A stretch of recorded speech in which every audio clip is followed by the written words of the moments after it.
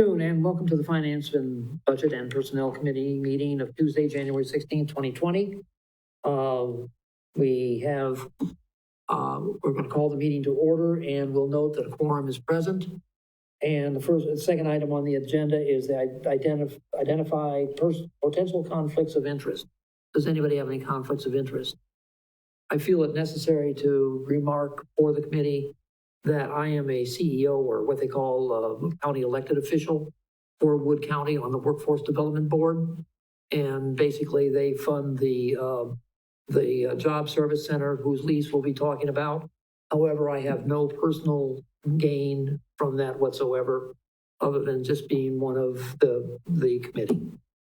So I want to identify that. If you wish me to recuse myself from it, I will. So, anybody? No. Okay, thank you very much. Next up is the consent agenda. On the consent agenda are the minutes of the June 2nd, 2020 meeting, the bills and the payroll, the report of personnel actions, June 16, 2020. They've been in your packet. You've had a chance to review them. What are your wishes? What's your pleasure? Motion to approve. Moved by Nick, second by Rebecca to approve. Discussion? There being none, all those in favor say aye. Aye. Aye. And the motion carries. And there are new items be considered from removal. Okay, so item 6 is request to recommend approval of the annual Memorandum of Understanding for Wenzel Family Plaza. This will be presented by Josh Miller. Josh, welcome. Thank you. Up. Thank you very much. 2 years ago, the Economic Development Board with the City of Marshfield, Main Street, and Visit Marshfield, formerly Convention and Visitors Bureau, worked together to develop a memo of understanding and how to really provide funding for the Wenzel Family Plaza and ensure that the plaza was programmed and there were events happening there taking place each year. To that end, the Economic Development Board did budget $50,000 for the programming for the plaza in 2020. The Convention and Visitors Bureau also budgeted $50,000 for the plaza, and the Parks Department has also budgeted a little over $50,000 for maintenance of the plaza. This is the third year for the Memo of Understanding. We felt that it was a good idea to have essentially a contract with them in place with these entities to establish roles and requirements for the plaza. Typically, we'd like to have this done sooner. We said this the same time last year, but things happened and it took a little while. We had a couple things to work through, but we feel we've got a good template now. A couple of the minor changes where we wanted to add some language for dealing with anti-discrimination, indemnification, records retention, and then a better understanding of the Parks and Recreation role in that agreement. So this agreement runs through the end of the year, and so no funding has been released yet. In order for funding to be released, the Plaza Committee would have to submit a semi-annual report. So they'd have to submit a report in June and then one in December to get 50% of their funding at each step. The Economic Development Board did recommend approval of the memo at their June 4th meeting. Both the Convention and Visitors Bureau Board and the Main Street Board have also approved the memo at this time.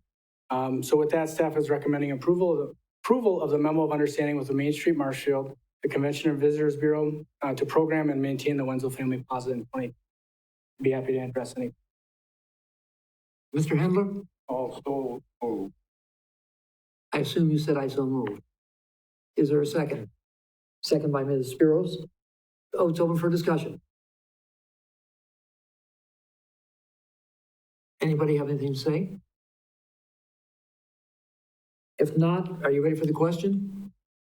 So all those in favor of the motion to approve the Memorandum of Understanding, please say aye. Aye. Aye.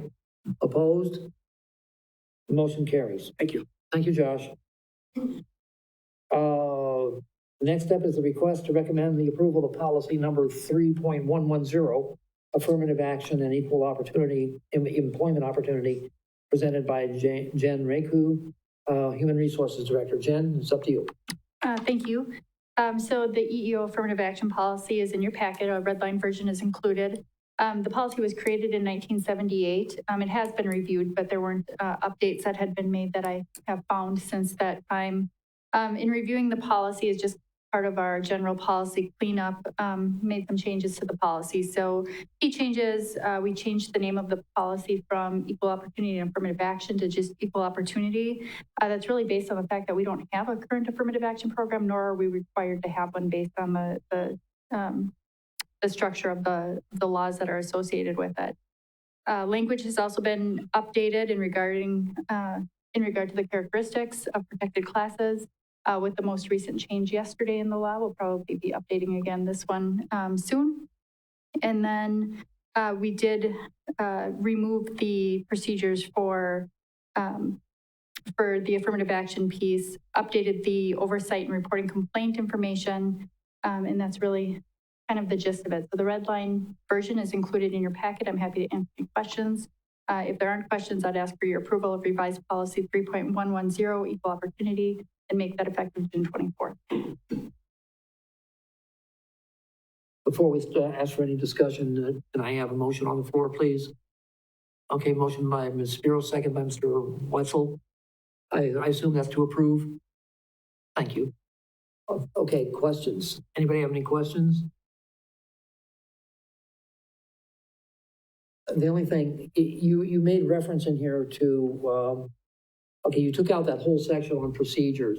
Mm-hmm. And I think you made a reference to section 3.115 as being the procedures that would be used in any kind of discrimination case. Mm-hmm.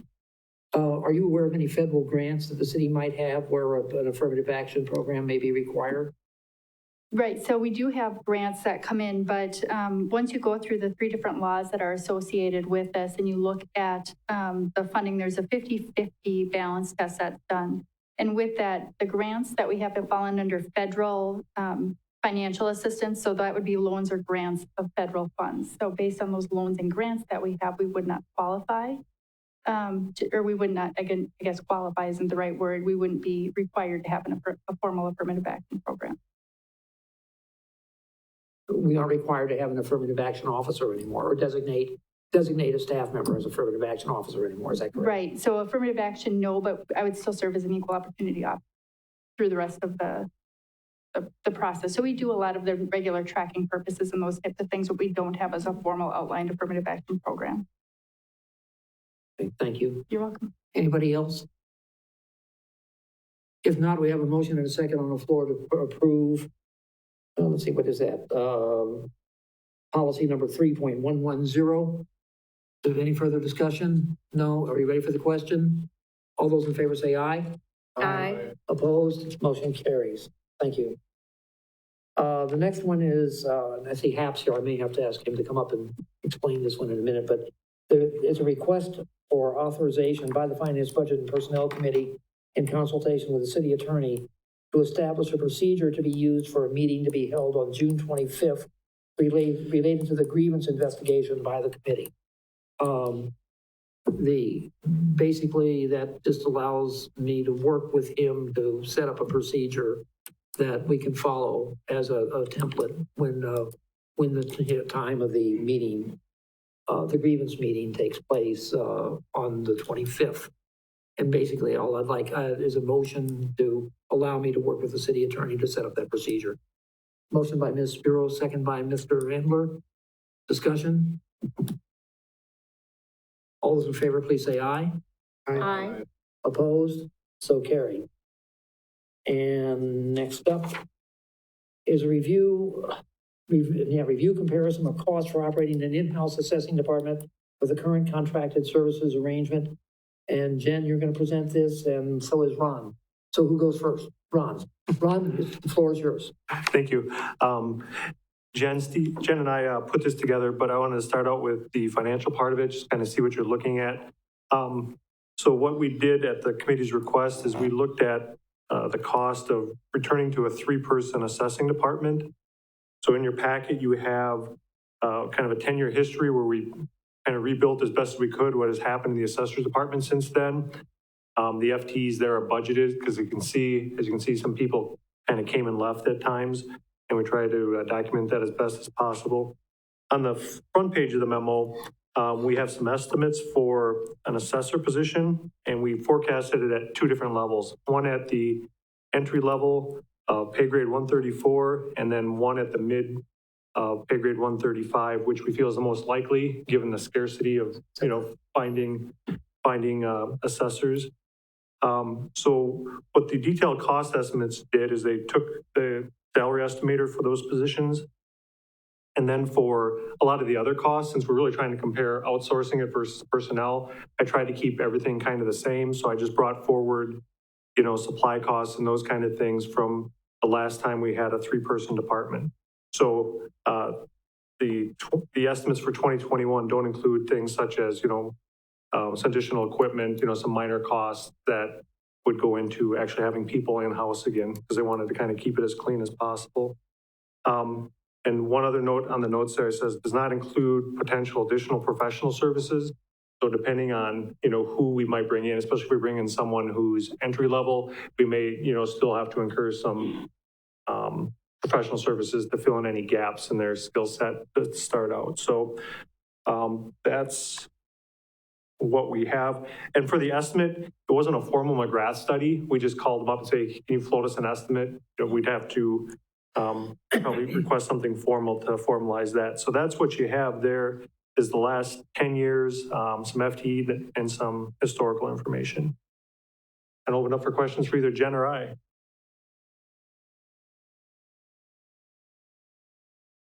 So you're talking about in 2021 with an assessor at the pay grade, at midpoint pay grade, non-personnel cost at 2017 level, and what about that? That's only with the one assessor, or is that two? So it'd be a 3-person department. So it'd be an assessor, an assistant or deputy assessor, and then a clerical administrative personnel. Right now, Keith Pugh, our deputy assessor, does a lot of that administrative clerical stuff himself. And I guess I'll have to ask, go ahead, Mr. Wenzel.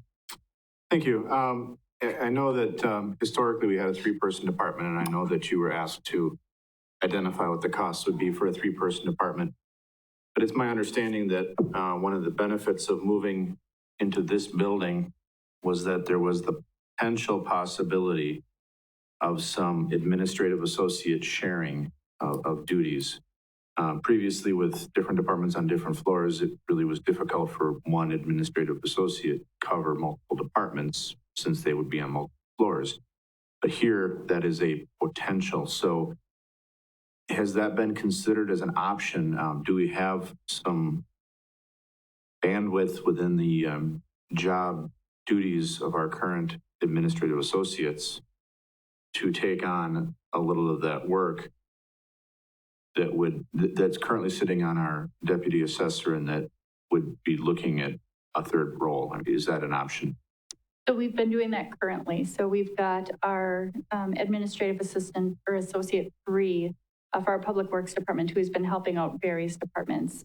He helped with assessing as needed. He helps with clerk during election time. He helped with finance during tax collection. He's helped with some safety scenarios, and he's offered to pick up some additional clerical wherever needed. He's been helping, or he will be helping me with clerical work as well. So he is currently doing some of that. So it's kind of an as needed, as some of those projects are secular.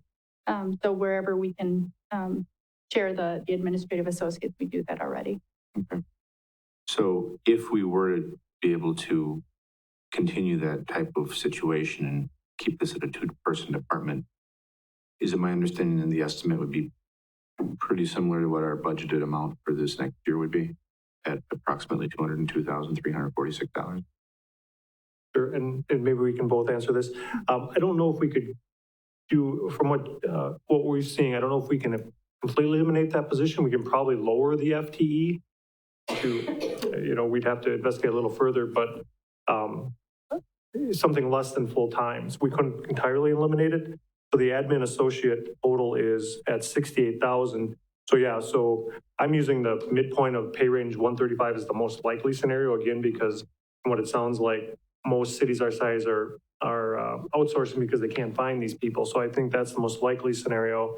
So if we take that $287,000, and reduce the FTE for the admin associate down to something like 0.6, it would probably be closer to 250. I mean, if we could entirely eliminate it, it would still be about $20,000 more than what we have in the 2020 budget.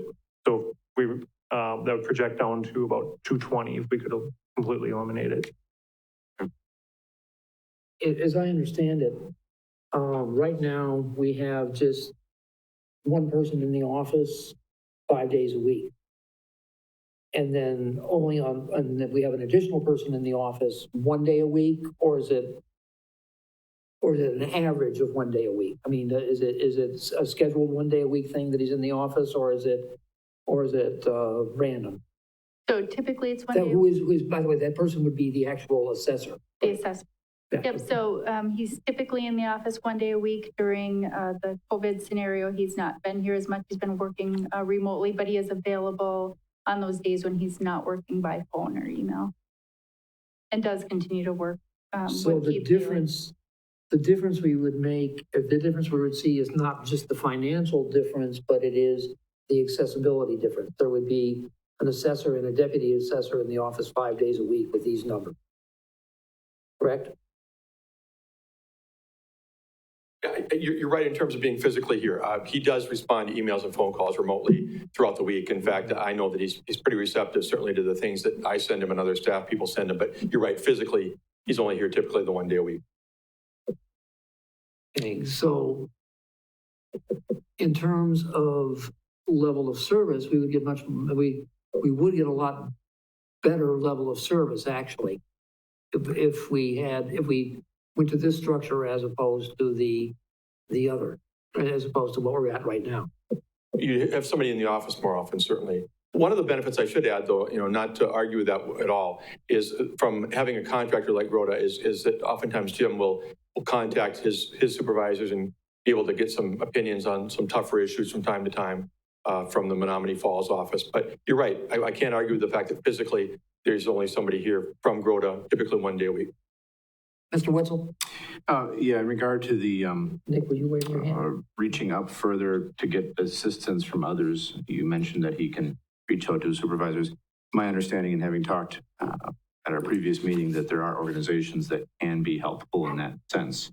So if we have somebody on site who had questions, there's organizations that they can reach out to as well to get those opinions on those tougher issues. So maybe there's some benefit there, but I also think that there still is that option if we to bring it in-house. Yeah, I just wanted to let it be known that he does that from time to time. Some of the things we've talked about recently, like the big box dark store projects we've been through, and some of the other tougher issues with some other taxpayers, I know he's sort of run them up the flagpole to Mike or somebody else with the organization. But yeah, I'm not saying that there's not some other way to try and get some of those answers. One of the things that I was thinking about was how much we could reduce the cost of consultants doing a revaluation. And could it be done quicker so that it would happen, it wouldn't be stretched out over 5 years? Because what bothers me is if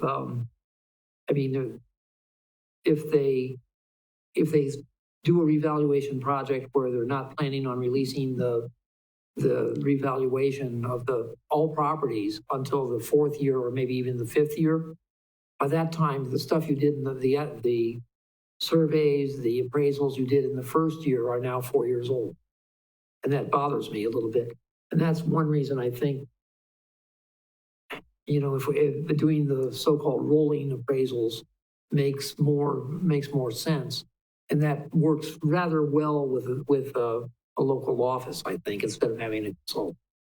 Perhaps, but keep in mind that when Joan did this back in 2010, we had at least 2.6 FTE, if not 3 full FTE besides her in the office. So that allowed her a little bit more time. We had a deputy assessor and an appraiser and at least a part-time, if not a full-time, office person.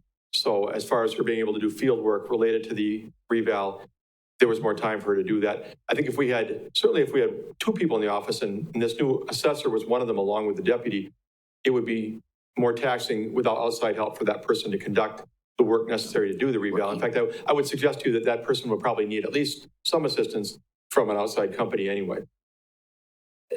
Yes, And I don't know if we've had a discussion or presentation on the different types of valuations. I think that maybe warrants its own agenda item because I think we've talked about what the price is, but I think it's worth at some point talking about the levels of what those revaluations are because they're quite different. And I know I've got to pack this thick on what that would entail. So I'm just suggesting as a future agenda, item, maybe we should dig a little bit more into what the different levels of revaluation are. I'd be interested in seeing that. And I don't expect us to come to a conclusion tonight. I expect this to be more education for us and for us to mull over not only the numbers, but also the level of service. And like I was aware that there were different levels, but I didn't know they were that thick. Let's put it that way. So, I would like to learn more about that before I ask the committee for a decision. So, yeah. Yeah, just one more thing. I think that on behalf, I think of Jen and Ron and myself, I think we see that there may be a day coming in a couple of years from now when we might look at an option like even an in-house assessor. Right now, we've got a deputy city assessor who has only been doing that job for a little over a year, is still learning and growing, and indicates that he's learning a lot from GROTA staff. The question is, when is the time to look at that? And I think our assertion is maybe we're not quite there yet, but maybe the committee ultimately disagrees, and we respect wherever you want to go with it.